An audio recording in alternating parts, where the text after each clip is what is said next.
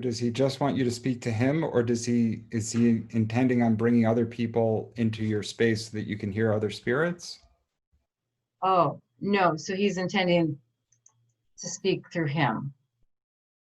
To speak through him, that you would be a conduit for him to speak, or that you would just continue to speak to him and he would bring in information?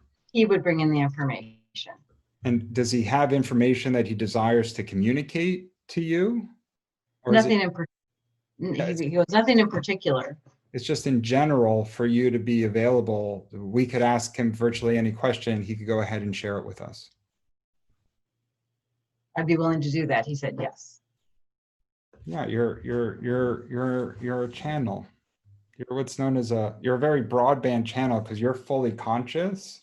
You can ask Right. him, if this environment where you're fully conscious and communicating is the ideal form for you to communicate, or if you would be better off even as a channel, which is like in a quiet state, perhaps in a hypnotic or meditative state, where the information is more flowing through you without engaging your human mind. Oh. That you could evolve to, and then Scott could come through even more unabated.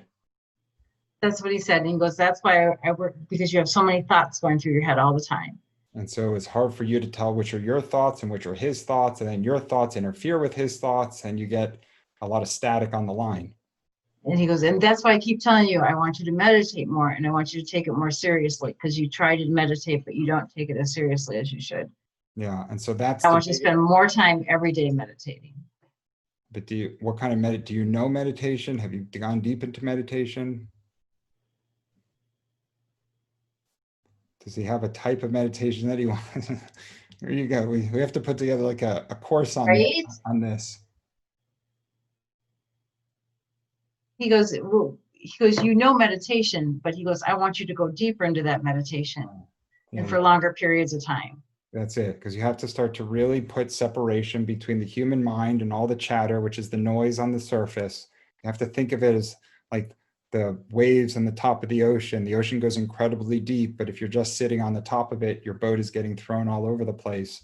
You have to quiet the noise, and then you can start to move deeper and deeper into the depths of the human mind, which is really to recognize that the human mind is the chatterbox, and then the true self is waiting for you when you quiet the chatterbox.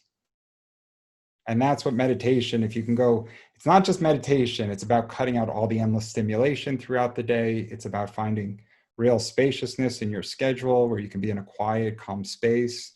You know, it's not like every moment of the day having something that fills your mind with more thoughts.